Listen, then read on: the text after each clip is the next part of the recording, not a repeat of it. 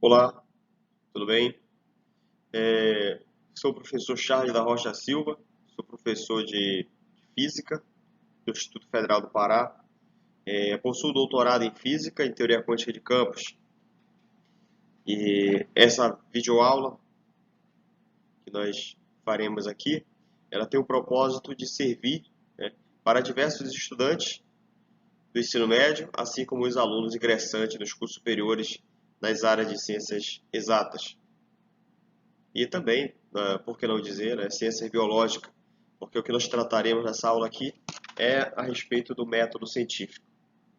Tá? Então, para iniciar aqui, nós vamos apresentar no próximo slide aqui uma, duas imagens aqui, ó, você pode observar aqui uma imagem da luz incidida numa gota d'água, e aí esse fenômeno aqui você tem uma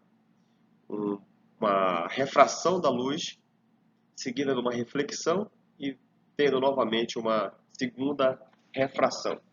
É através desse fenômeno aqui que você gera, né, nós podemos perceber a formação dos arco-íris. Da mesma forma aqui você tem a luz branca incidida em um prisma, né, ocorrendo aqui a decomposição da luz nas suas 7 cores, né, vermelho, alaranjado, amarelo, verde, azul, anil e o violeta.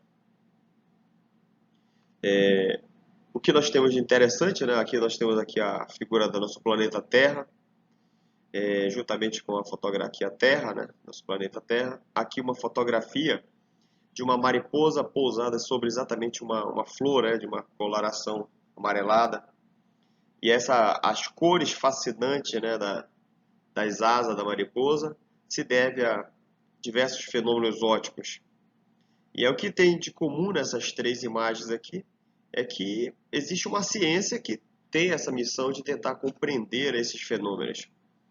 E aí o Feynman, né, professor Richard Feynman, prêmio Nobel de Física, em 1965, por suas contribuições através com a eletrodinâmica quântica, né, que é basicamente, posso resumir, que é a física do elétron e a física do fóton, né, a união dessas duas físicas gera a eletrodinâmica quântica.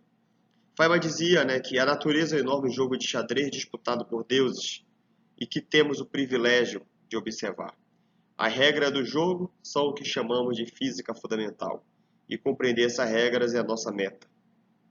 Então, o nosso objetivo, né, durante nossas videoaulas será justamente tentar colaborar, né, no sentido de aumentar nosso entendimento acerca das leis da física, as leis da natureza. Né? Então, por que não dizer a lei da natureza, já que a física faz parte, né, desse rol das ciências destinadas a compreender a natureza.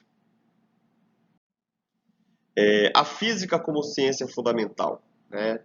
Eu posso dizer que a física estuda os fenômenos ligados ao movimento de partículas minúsculas, como, por exemplo, os átomos, os elétrons. Né? E mais do que estudar esse movimento das partículas, a gente tenta também descrever o movimento e as leis dos corpos celestes, fenômenos como calor, energia, som, luz, fenômenos elétricos, e também estuda os constituintes fundamentais dos átomos. Então a física ela tem um rol, né, de um espaço amostral extremamente elevado, porque ela estuda desde a física dos pequenos constituintes da matéria até a formação do nosso cosmos. Então a física ela tem um espectro muito grande, né, de estudo, o campo de estudo da física é muito amplo. As ciências da vida incluem a biologia, a zoologia e a botânica, destinada a estudar, por exemplo, os seres vivos, o comportamento, o nascimento e crescimento das plantas. E as física básica inclui, né, as ciências físicas, né, podemos dizer assim. Nós temos a geologia, a astronomia, a química e propriamente, né, a nossa física. Você pode entender outras ciências muito melhor, né, se você primeiro entender a física, porque sem dúvida alguma a física é uma ciência básica. Ela vai dar suporte para compreender as diversas outras ciências, justamente pelo que foi falado anteriormente aqui, né, porque ela estuda desde a formação dos átomos até a formação de planeta, a formação de galáxia. Então ela tem um espectro muito diverso. Sem dúvida alguma, nós podemos dizer, né, sem puxar, digamos assim, né, para o nosso lado como físico, né, mas a física é a mais básica de todas as ciências. A química ela estuda, né, como a matéria se transforma. E a biologia ainda é mais complexa e envolve, né, a transformação da matéria nos seres vivos. Então a biologia vai explicar, por exemplo, entre outras coisas, a origem da vida, né? Então a ciência fantástica também, junto com a química e a física, formam, né, as ciências que nos dão base para compreender a natureza. E a matemática, né, alguém poderia estar vendo esse vídeo aí e poderia estar dizendo, mas a matemática é a ciência mãe, sem dúvida alguma, né? A matemática é a nossa linguagem, né? Eu posso dizer que a matemática é a linguagem da natureza, né? Se você quer compreender a natureza, precisa saber matemática. E aí o Galileu já falava, né, que a natureza está escrita em linguagem matemática. Tá? E aí nós podemos dizer que a ciência é o resultado da soma, né, entre fenômenos naturais mais matemática. Quer compreender ciência, precisa de matemática e observar os fenômenos naturais e descrever através de leis, né, e teorias acerca desses fenômenos naturais. Então, a ciência ela se preocupa em estudar fenômenos naturais, porque através dos fenômenos naturais nós podemos ter uma linguagem para estudá-lo através da matemática. Tem um grande professor de física aqui no nosso estado do Pará, né, que é o professor Bassalo. Tá? Formou uma geração de físicos paraenses, da qual tenho bastante orgulho de fazer parte disso. O professor Bassalo dizia e diz ainda, graças a Deus está vivo, diz que a física é matemática mais de bom senso. E aí depois ele vai além e diz assim, olha, engenharia então é física mais bom senso. Tá? Então, se você tem matemática mais bom senso, ou seja, matemática mais um olhar crítico da natureza, você está estudando na realidade a física. Né? Isso é física. E a engenharia é física mais um olhar, né, crítico para gerar tecnologia. Então, podemos dizer dessa forma então que a engenharia é física mais bom senso. Essa frase é uma frase, né, aqui no nosso estado ficou eternizado, né, pelo professor Bassal. Seguindo, né, agora eu gostaria de falar, né, sobre algo extremamente relevante, né, que é o método científico, que é mais ou menos dizer assim, como é que nós devemos fazer ciência? O que é fazer ciência? Como é que a ciência é construída? Tá? E isso nos ajuda a entender diversos problemas, né, que nós estamos passando agora mesmo com relação a esse período de pandemia, para que nós possamos compreender como é que se faz, como é que se cria a ciência. A ciência ela não pode ser feita de forma apressada. Tá? É necessário cautela, é necessário experimentação, verificação, o tempo de maturação do conhecimento, ele não necessariamente demora meses, semanas, pode demorar, quem sabe, anos, séculos, para que o conhecimento possa ser construído. Só como um grande exemplo, né, a teoria da relatividade de Einstein, ela tem mais de 100 anos e as aplicações tecnológicas dela vieram recentemente. Tá? Então, a ciência ela é feita com teste. Então, a primeira coisa, nós podemos dizer é que se algo é científico, ele tem um método. E esse método segue alguma receita. Né? Então, o método científico geralmente inclui alguns, se não todos os seguintes ingredientes. O primeiro deles é reconhecer o problema. Quando você reconhece o problema, você tem, digamos assim, um objeto de estudo. E aí, a partir daquele objeto de estudo, você faz uma suposição. O que é suposição? É você levantar hipóteses. Pode levantar uma hipótese ou mais de uma hipótese. Uma vez que você tem o problema e levantou a hipótese, você precisa agora prever quais são as consequências da hipótese. E em seguida você tem que partir para a parte experimental, né, que é realizar experimentos que possam vir ou não a confirmar as hipóteses do seu respectivo problema. E uma vez que você faz os experimentos, você observou, você fez o levantamento das hipóteses, através da experiência vai te dizer qual daquelas hipóteses é verdadeira e qual daquelas hipóteses não é verdadeira. Em cima disso, você vai formular a regra mais simples e geral. A ciência, normalmente, ela é baseada nisso, né? Você precisa criar regras, mas essas regras devem ser simples e, ao mesmo tempo, geral. Inclusive, na física, a gente sempre brinca, né, que quando uma teoria ela é muito complicada do ponto de vista matemático, porque provavelmente ela deve ter algum problema, né? As teorias mais adequadas são as que são, digamos assim, com nível de matemática um pouco mais simples. Então, é necessário formular a regra mais simples e geral, que organiza os principais ingredientes, a hipótese, a previsão e o resultado experimental. Então, em cima da hipótese, da previsão e do resultado experimental, você cria a tua regra. E aí, ou dito de uma outra forma, você cria a sua lei, né? A sua teoria a respeito. Tá? Nesse slide aqui, eu peço, né? Não vou mostrar nesse momento aqui, mas eu peço que você que está assistindo esse vídeo, que você acesse esse link, né? Aqui você vai ter, na realidade são 2 episódios, mais ou menos com 5 minutos e 7 minutos, respectivamente, em que o Galileu mostra, né? O Galileu é considerado o pai da ciência moderna, porque o Galileu foi uma das primeiras pessoas a tentar fazer hipótese e ao mesmo tempo verificar experimentalmente, e mais do que isso, criar uma lei matemática para aquilo que era observado. Então, é por essa razão que o Galileu é considerado o pai do método científico. Esse método que eu estou falando aqui para você, né, em que você precisa reconhecer um problema, fazer o levantamento da sua hipótese e, em seguida, ir para a verificação experimental. Quem fez isso pela primeira vez foi o Galileu, com o célebre experimento da queda dos corpos, né? Acreditava-se, a física grega, né, de Aristóteles, que objetos mais pesados, mais massivos, caíam primeiro se largados juntos com objetos de menor valor de massa. E aí o Galileu faz a experiência em que ele pega objetos com massas diferentes, mas com a mesma forma geométrica, e ele mostrou que ambos caem com o mesmo tempo.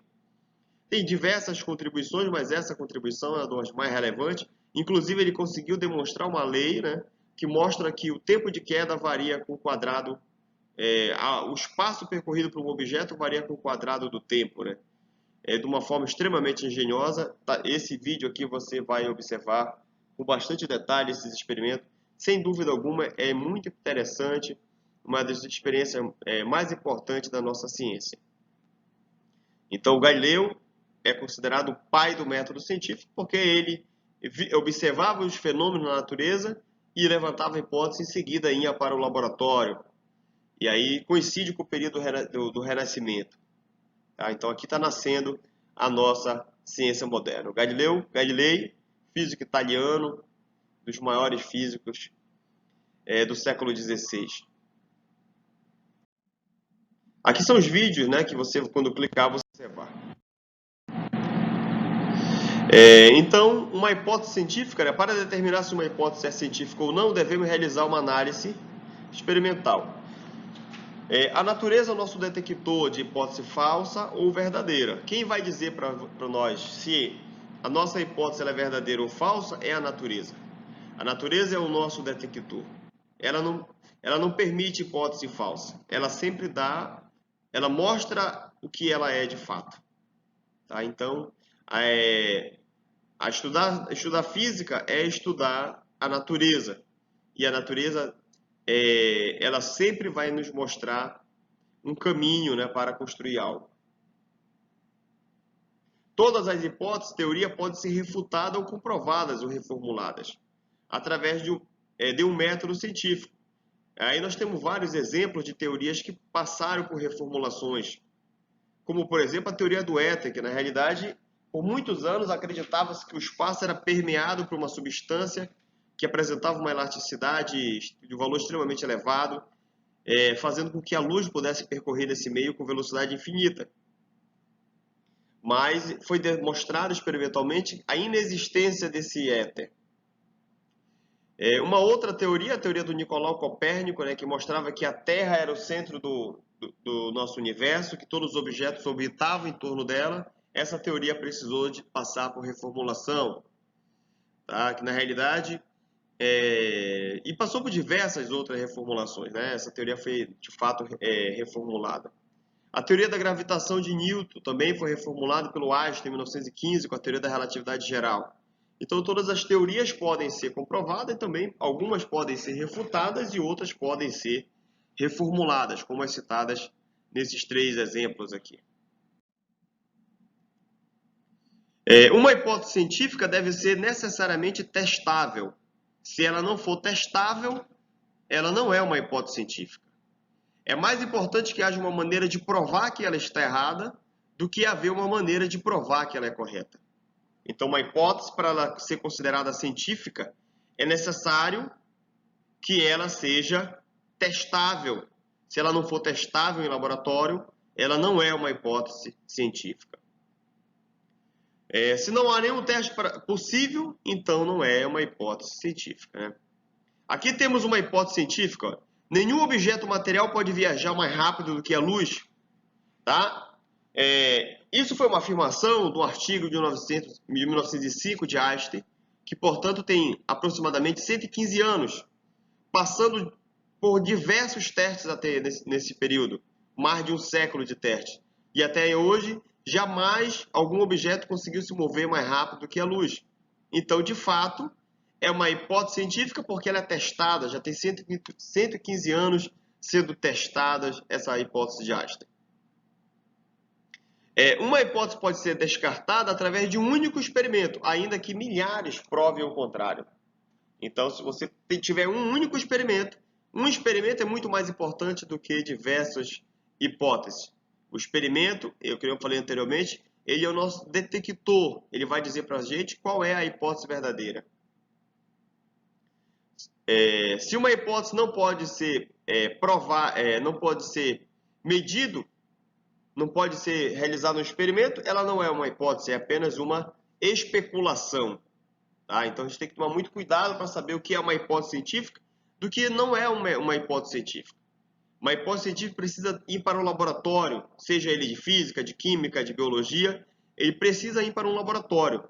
E aí, uma vez sendo colhido dados experimentais sobre aquela hipótese, aí nós podemos dizer que ela pode até estar errada, mas se ela for possível realizar medidas sobre ela, então ela pode ser considerada assim como uma hipótese científica.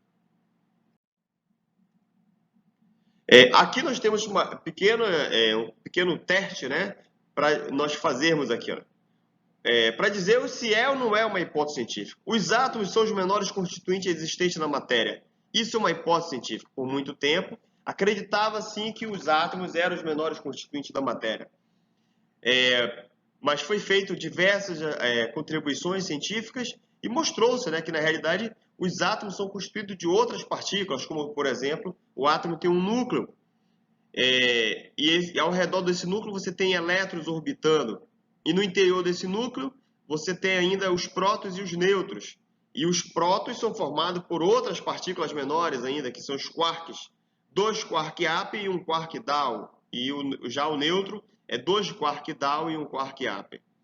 E esses quarks são ligados ainda por uma partícula mediadora conhecida como um gluon. Então, observe que esse conhecimento foi avançando, mas, de fato, isso é uma hipótese científica.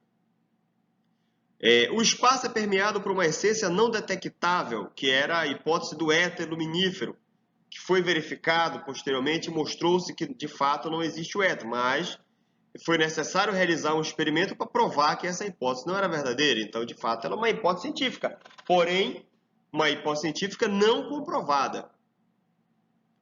Albert Einstein foi o maior físico do século XX. Essa é uma hipótese não científica, porque não tem como você fazer uma medida para dizer quem é o maior físico do século XX, ou o maior físico já existente. Nós tivemos grandes mentes, né, até hoje, então isso aí não é uma hipótese científica, porque não podemos realizar um experimento para dizer que ainda que as teorias de Einstein tenham grande repercussão até hoje, nossos dias, diversas tecnologias a partir dos trabalhos fenomenais do Einstein, mas nós não podemos dizer que ele foi o maior físico do século XX.